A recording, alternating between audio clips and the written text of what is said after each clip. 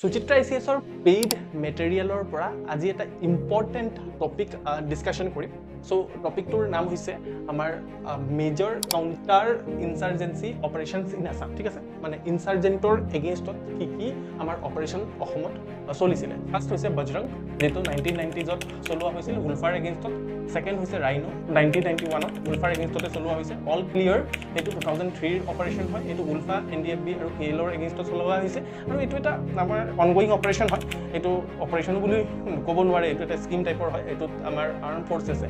civilian পপুলেশনৰ heart আৰু mind win কৰিবলৈ চেষ্টা কৰিছে বিকজ সিভিলিয়ান পপুলেশনে যদি ইনসাৰ্জেন্সিক সাপোৰ্ট নকৰে তেতিয়াহলে ল এণ্ড অৰ্ডাৰ ভাল হৈ থাকিব তাৰ কাৰণে সদ্ভাৱনা নামৰ ইনসাৰ্জেন্সিৰ এগেইনষ্টত এই অপাৰেশ্যনছবোৰ চলোৱা হৈছে এখিনি আমাৰ এক্সামিনেশ্যনৰ